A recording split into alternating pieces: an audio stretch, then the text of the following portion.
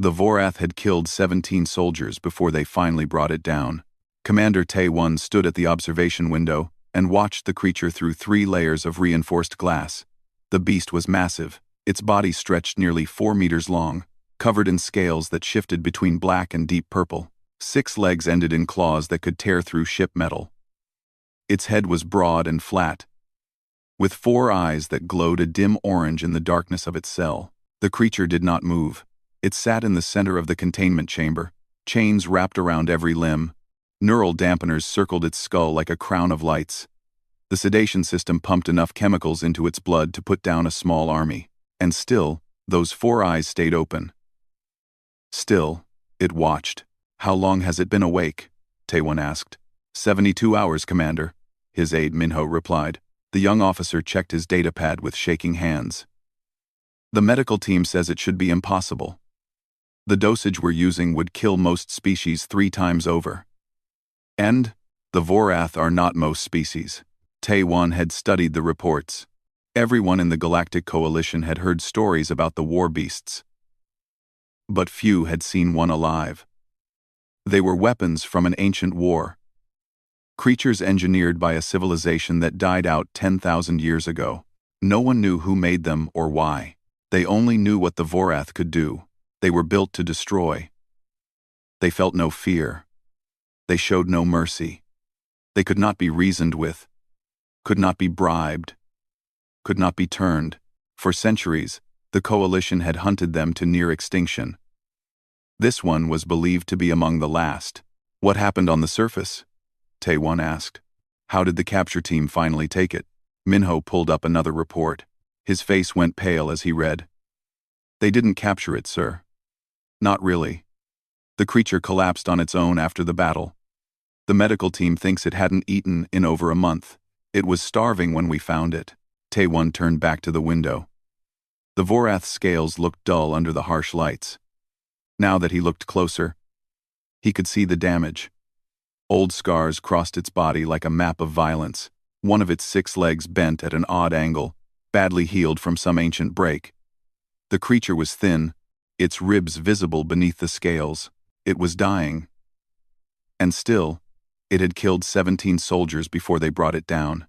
"Has it responded to any attempts at communication?" Tae-1 asked. "No, sir. The xenolinguists tried every known language protocol. It just stares at them. 3 researchers had to be treated for psychological trauma just from making eye contact with it." "And physical handlers?" Minho hesitated. "We've lost 4, sir. 3 on the first day. 1 yesterday. The creature doesn't even move fast. It just waits. When someone gets close enough, it strikes. The chains slow it down but don't stop it." Tae-1 closed his eyes. 4 more dead. 21 total, counting the capture team. 21 families would receive notification messages. 21 empty beds on his station. "Why are we keeping it alive?" he asked quietly. "We have permission to terminate. It would be safer for everyone. The Science Council wants to study it, sir. They believe the Vorath might hold genetic keys to biological weapons development. If we can understand how they resist sedation, how they heal from wounds that would kill anything else, how they keep fighting long past the point of exhaustion." Minho trailed off. "The military applications would be significant." "The military applications." Tae-1 tasted bitterness in his mouth. "We want to learn how to make more of them." "Not exactly, sir. We want to learn how to make soldiers who can do what they do." Tae-1 watched the Vorath. Its 4 eyes still had not blinked. He wondered if it understood what was happening. Did it know it was a prisoner? Did it know it would be cut apart and studied? Did it care? "Sir," Minho said carefully, "there's something else." The pattern analysis team noticed something strange. "What kind of strange?" "The creature's behavior. When it attacks, it doesn't target randomly. It goes for anyone carrying weapons first. Then anyone in armor. It leaves the unarmed personnel alone until there's no one else." Tae-1 frowned. "That's standard threat assessment. Most predators do the same." "Yes, sir. But that's not the strange part. When we first brought it aboard, it was unconscious. The medical team was performing initial scans. There was a technician in the room, A young woman named Unji. She tripped on some equipment and fell against the containment field. The shock woke the Vorath instantly. And it didn't attack her, sir. She was inches from its claws. Completely helpless. It could have killed her before anyone reacted. Instead, it just looked at her. Then it lay back down and closed its eyes. Tae-Wan felt a chill that had nothing to do with the station's temperature. Why would it do that? We don't know. The analysts have a theory, but they say it's probably wrong. Tell me anyway. Minho looked uncomfortable. Unji was crying. Sir. She was terrified and in pain from the shock. The analysts think. They think the Vorath recognized that she wasn't a threat. That she was afraid. Now. Warbeasts don't care about fear. That's what makes them warbeasts. Yes, sir. That's why the analysts say the theory is probably wrong. But Tae-Wan kept watching the creature through the glass. Its 4 orange eyes stared back at him. Unblinking, unreadable. 21 dead. 17 more before that. A trail of bodies stretching back through history, through centuries of war and destruction. And yet it had spared a crying girl. The Vorath shifted slightly in its chains. For just a moment, Tae-Wan thought he saw something in those ancient eyes. Something that looked almost like exhaustion. Like sorrow, like a creature that had been fighting for so long it had forgotten why. Then the moment passed, and there was nothing but cold orange light. Double the sedation, Tae-Wan ordered. Triple the guard, and make sure no one goes near that cell without my personal authorization. Yes, sir. Minho saluted and hurried away. Tae-Wan stayed at the window. Somewhere deep in the station, he could hear the hum of engines and the distant voices of his crew. Life continued. The universe kept spinning. And in this small room, a monster sat in chains, waiting for something that might never come. He didn't know it yet, but in 3 days, a refugee ship would dock at his station. A small human child would wander where she shouldn't. And everything would change. For now, the Warbeast waited. It had been waiting for a very long time. The refugee ship came out of hyperspace, trailing smoke and fire. Jae-sung held his daughter close as the vessel shook around them. Red emergency lights painted everything in the color of blood. Alarms screamed through the corridors. People were crying, praying, clutching each other in the darkness. Appa, Sora whispered, her small fingers digging into his arm. Are we going to die? No, little star. Jae-sung kept his voice calm, even though his heart was breaking. We're going to be fine. The pilots know what they're doing. It was a lie. And they both knew it. The ship had been running for 6 weeks. 6 weeks of hiding. Of jumping from system to system. Of avoiding the warships that hunted them. Their homeworld was gone now, burned to ash in a conflict they never asked for. 3,000 refugees crammed into a ship built for 500. They had no food, no medicine, and now no working engine. But there was a station nearby, military, the pilot said. Coalition forces. If they could reach it, they might survive. Everyone, hold on. The captain's voice crackled through the speakers. We're coming in hard. The ship screamed as it entered the station's docking bay. Metal twisted. Glass shattered. Sora pressed her face into her father's chest and cried. Then there was silence. Beautiful, impossible silence. They had made it. The station's crew worked quickly. Medical teams rushed through the refugee ship, treating the wounded, passing out water and emergency rations. Jae-sung carried Sora through the chaos, following the flow of bodies toward the processing center. Name? A tired officer asked when they reached the front of the line. Park Jae-sung. This is my daughter, Sora. She's 8 years old. The officer typed something into her datapad. Human. Earth sector registration? Yes. You'll be assigned temporary quarters in Section 7. Stay there until further notice. The station is under enhanced security protocols right now. Some areas are restricted. We see the please stayed. Also leases enter Persidal Strectus Intercy. What kind of restrictions? The officer's face went blank. Just stay in Section 7, sir. For your own safety. Jae-sung wanted to ask more, but the officer was already calling for the next person.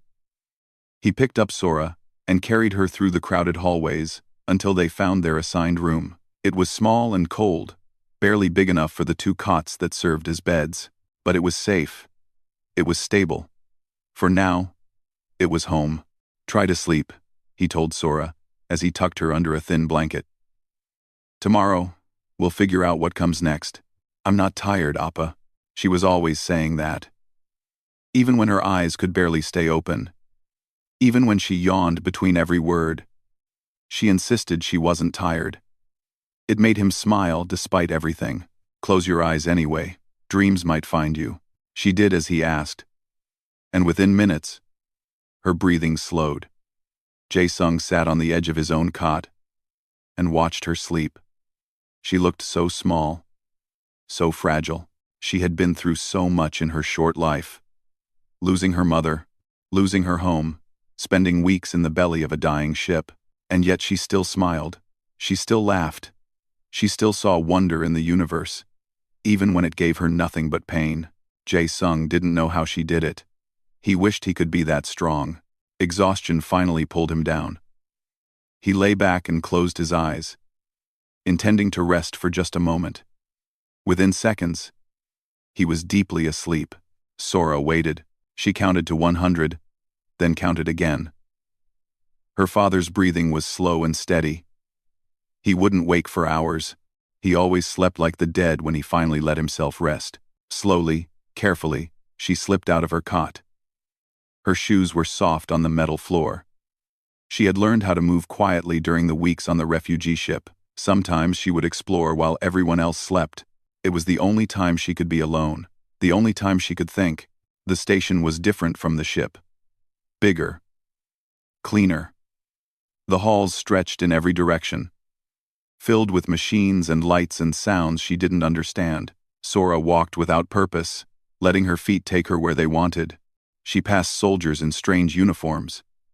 They looked at her with tired eyes but didn't stop her. She passed workers carrying equipment, scientists talking in languages she didn't know, droids rolling on quiet wheels. Everyone was busy. Everyone was going somewhere important. No one noticed one small girl.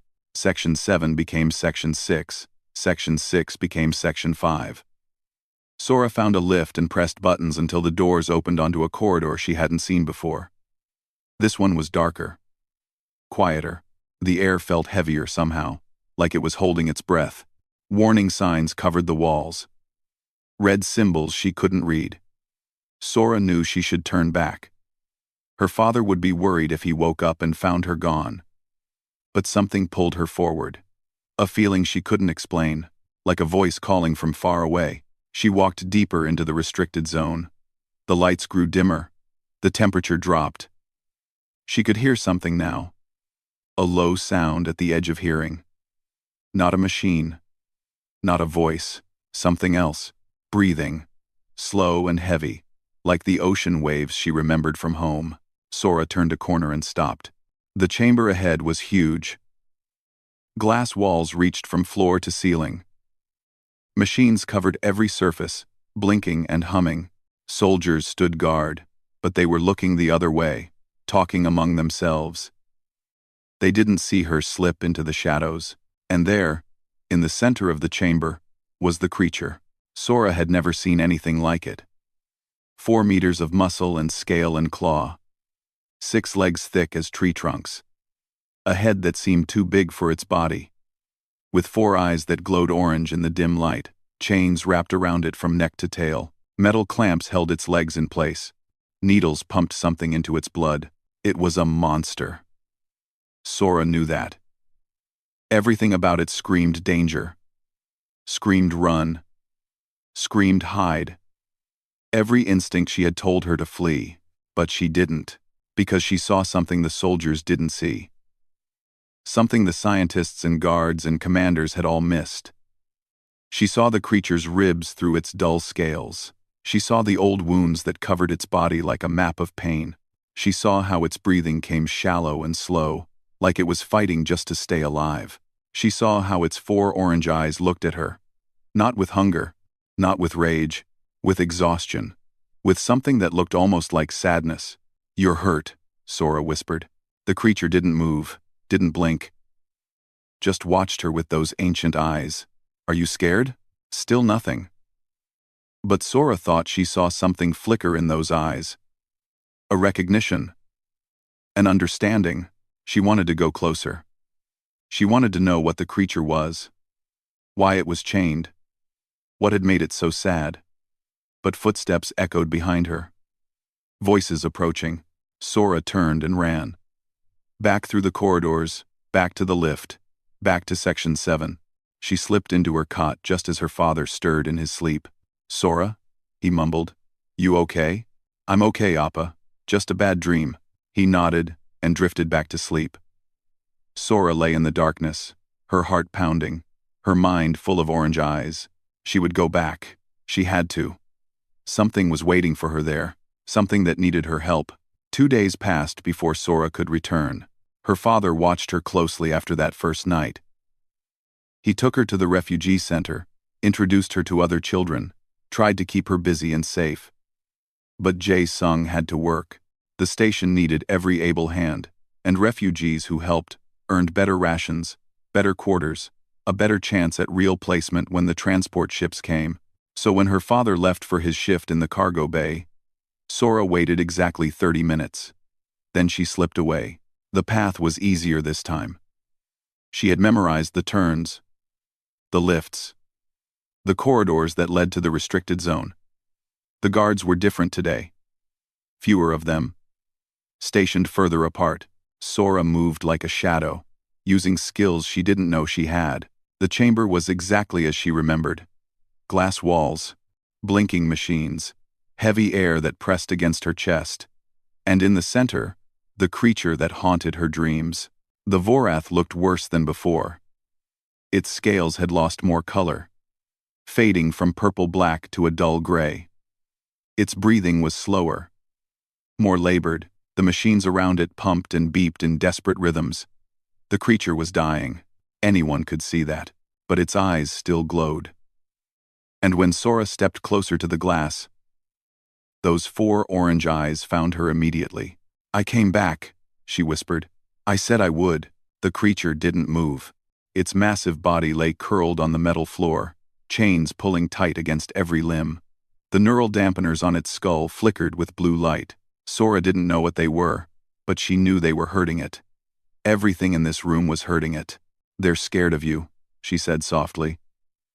"That's why they chain you. That's why they put those things on your head. They think you'll hurt them if you get free." The Vorath's eyes never left her face. There was intelligence there. Sora was certain of it. This wasn't just an animal. This was something that understood. "Would you hurt them?" she asked.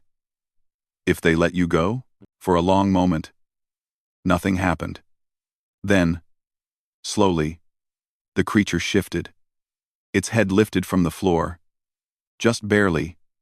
Just enough to show it was listening. The chains rattled with the movement. The machines screamed warnings. But the Vorath stayed still, watching Sora with those ancient orange eyes. It wasn't answering. Of course it wasn't. But Sora felt like she understood anyway. "You've hurt people before," she said. "I know that. I heard the soldiers talking. They say you're dangerous. They say you're a monster." She pressed her small hand against the glass. It was cold under her palm. "But monsters don't look sad. Monsters don't look tired. You look like my Appa did after we lost Iama. Like you've been fighting so long you forgot how to stop." The Vorath's eyes changed. The cold orange light flickered, dimmed, then grew steady again. Its massive head lowered until its jaw rested on the floor. The chains went slack. For the first time since its capture, the creature looked at peace. "I don't have any food," Sora said apologetically. "I wanted to bring some, but I couldn't steal enough without someone noticing. I'll try tomorrow." "What do you eat? Meat?" "I think you eat meat. The big aliens on our ship ate meat." She was babbling. She knew she was babbling. But the silence was too heavy, and the creature's eyes were too sad. and she didn't know what else to do. "My name is Sora," she said.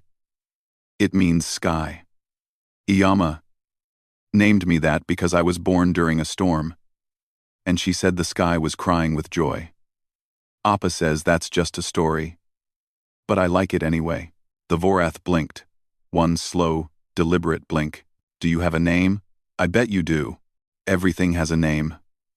Maybe you forgot it. That happens sometimes. My grandmother forgot her name before she died. She forgot a lot of things. But she always remembered how to smile." Sora smiled at the creature. A big, bright smile that showed all her teeth. "See? Like that." Something strange happened then. The Vorath's massive body shifted again. Its 6 legs uncurled slightly. Its head lifted, tilted, turned to look at her from a different angle. The movement was slow, careful, almost curious. Then its mouth opened. Just a little. Just enough to show the rows of teeth inside, each one longer than Sora's hand. But it wasn't threatening. It wasn't a snarl or a warning. It was trying to smile back. Sora laughed. The sound echoed through the chamber, bright and clear in the heavy air. The Vorath's ears perked up at the noise. Its tail twitched against the floor. "You're not a monster at all," Sora said, wonder filling her voice. "You're just lonely. Like me." She sat down on the cold floor, pressing her back against the glass. The Vorath watched her, but didn't move. Didn't threaten. Just watched. "I'll tell you about my home," Sora said. "It was called Earth. Well, that was just our planet. We lived in a country called Korea. It was beautiful. There were mountains and oceans, and cities full of lights. In spring, the flowers would bloom and everything turned pink. Ioma would take me to the park and we would have picnics under the cherry trees." The Vorath's breathing slowed, steadied. The machine stopped screaming warnings.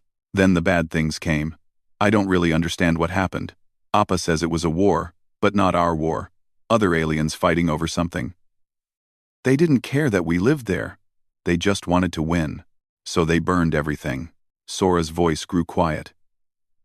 She picked at a loose thread on her sleeve. "Ioma didn't make it to the ship. Appa carried me the whole way. He cried the entire time. I'd never seen him cry before. It scared me more than the fire."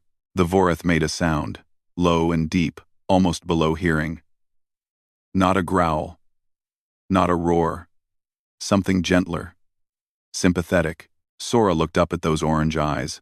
They were wet at the edges, shimmering. "You lost someone too," she whispered. "Didn't you?" The creature closed its eyes.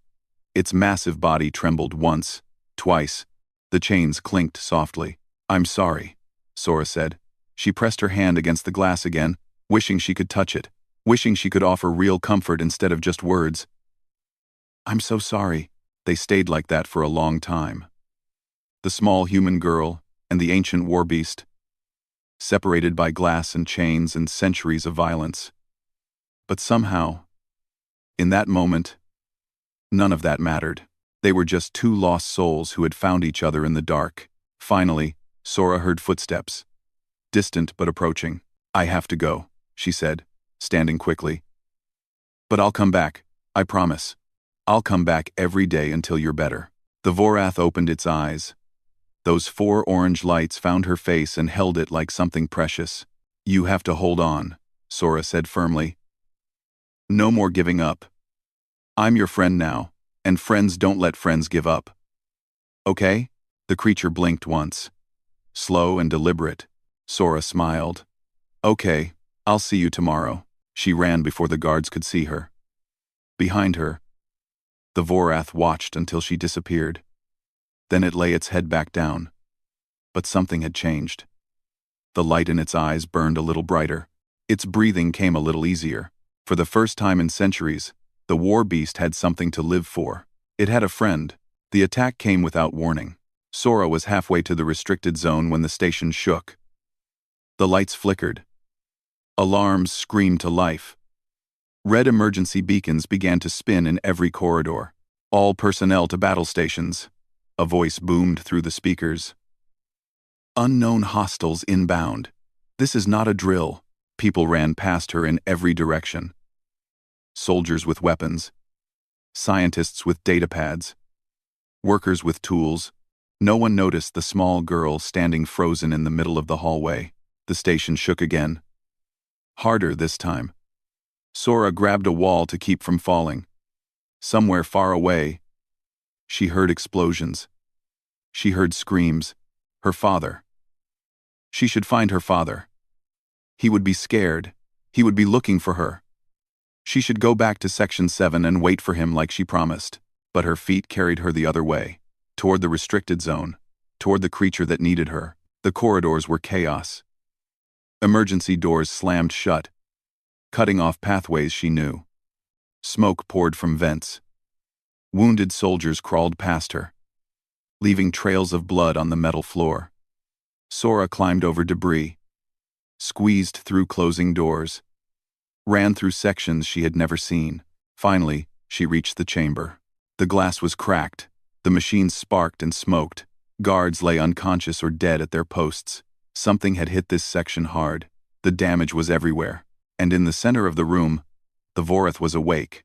The creature stood on all 6 legs, pulling against its chains with desperate strength. Its eyes blazed brighter than Sora had ever seen. Its scales rippled with colors she couldn't name. It knew something was happening. It knew the danger was coming. "I'm here!" Sora shouted. "I'm here!" The Vorath's head snapped toward her. Those 4 eyes found her face, and something in them changed. Relief. Fear. A terrible, overwhelming protectiveness. Another explosion rocked the station. Part of the ceiling collapsed.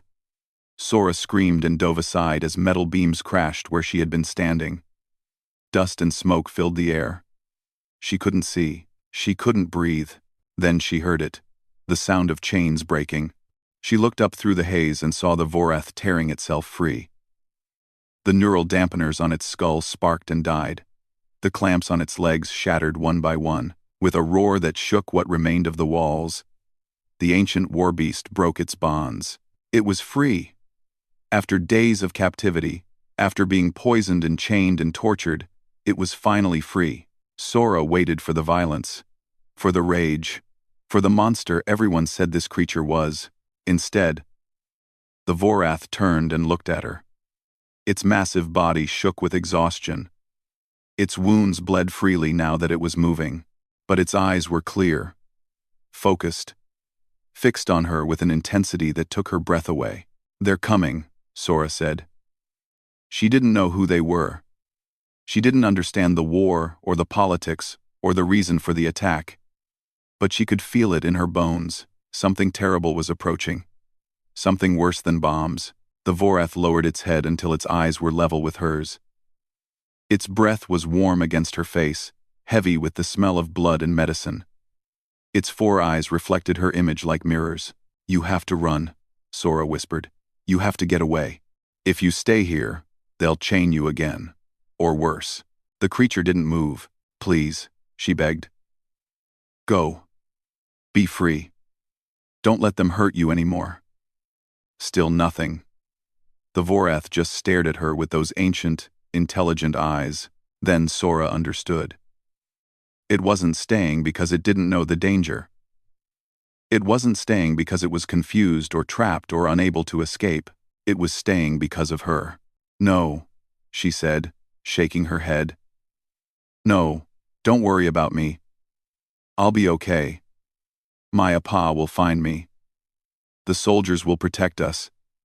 You need to save yourself." The Vorath made a sound. That same low, gentle rumble from before. Sympathetic, protective, final. It wasn't going to leave her. Sora's eyes filled with tears. "Why?" she asked. "You don't even know me. I'm just a stupid little girl who talked too much. Why would you stay?" The creature leaned closer, its massive head pressed gently against her chest.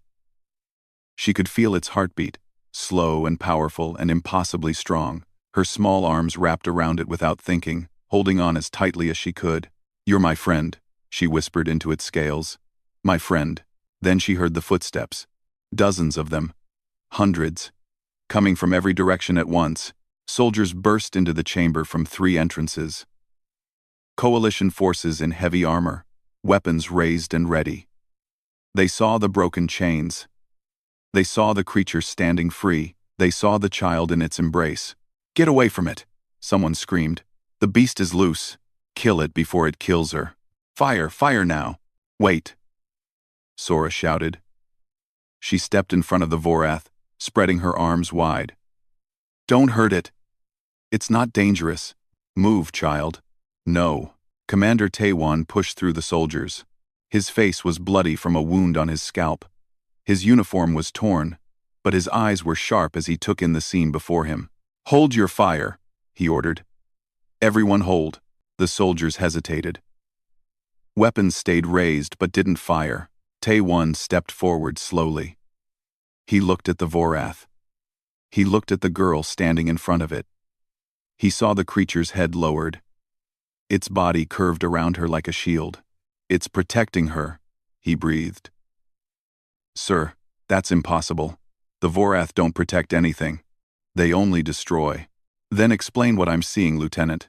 No one could. The station shook again. Worse this time. Emergency broadcasts cut through the chaos. Warning of hull breaches, of enemy boarding parties, of systems failing across every sector. "Commander," a soldier shouted. "The hostiles have reached Section 4. We need every fighter we can get." Taiwan looked at the Vorath. The creature looked back. 2 predators, measuring each other across the smoking ruins of the chamber. Then the Vorath moved. Not toward the soldiers. Not in attack. It stepped forward, placing itself between Sora and the entrances where the enemy would come. Its 6 legs spread wide. Its muscles tensed. Its 4 eyes began to glow brighter, hotter. Like stars being born, it was ready to fight. But not against them. "Run," Sora said suddenly. She turned to the soldiers, to the commander, to everyone who could hear. "All of you need to run. Get to the safe zones. Get the refugees out." "Child, what are you talking about?" Sora looked at her friend. At the ancient creature that had chosen her. For reasons she might never understand. At the Guardian she never knew she needed. "He'll protect us," she said. "But you have to get everyone else to safety first. Let him do what he was made to do." "He?" Taiwan looked between the girl and the beast. "You act like you know this creature." "I do," Sora said simply. "He's my friend." The Vorath raised its head and roared. The sound was like nothing anyone had ever heard. It was rage and grief, and something else. Something almost like joy. And somewhere in the distant corridors, the approaching enemy heard it too. They should have run. The enemy came like a flood. They were called the Vrek, insectoid warriors with armor fused to their bodies and weapons grown from their own bones. They conquered worlds by drowning them in numbers. They knew no mercy. They felt no fear. They had heard there was a Vorath on this station, chained and helpless, and they had come to claim it as a trophy. They expected to find a broken beast in chains. They found something else entirely. The first wave died before they understood what was happening. The Vorath moved like smoke and lightning, faster than anything its size should be able to move. Its claws tore through Vrek armor like paper. Its jaws crushed weapons and warriors alike. The corridors became rivers of green blood. Commander Taiwan watched through the security feeds, his hands shaking. "That's impossible," he whispered. It was dying. The sedation alone should have killed it 10 times over. "It's not dying anymore," Minho said quietly. "No." Whatever weakness had plagued the creature before was gone. Something had changed in that chamber. Something had given the Vorath a reason to fight that it hadn't had in centuries. On the feeds, they watched the creature carve a path through the enemy. But it wasn't random destruction. Every movement had purpose. Every kill served a goal. The Vorath was herding the Vrek, driving them back toward the docking bays, away from the refugee sections, away from the civilians, away from her. Sora waited in a safe room with her father. Jae Sung held her so tight she could barely breathe. He had found her during the evacuation, had screamed her name through corridors filled with smoke and fire until she answered. Now he wouldn't let go. "What were you doing there?" he asked over and over. "In the restricted zone? With that thing?" "He's not a thing, Appa. He's my friend." Jae-sung didn't understand. He couldn't understand. But he saw the way his daughter's eyes shone when she talked about the creature, and something in his heart shifted. "Your friend," he repeated slowly. "He was lonely, like us. He lost everyone he loved, a long time ago. He forgot what it felt like to have someone care about him." Jae-sung was silent for a long moment. Then he kissed the top of Sora's head.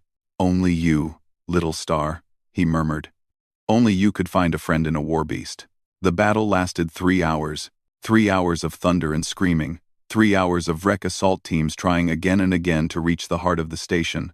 3 hours of the Vorath standing between them and the people it had chosen to protect. The creature took wounds that would have killed any other being. Blades pierced its sides. Energy weapons burned its scales. Acid ate into its flesh. But it did not fall. It did not retreat.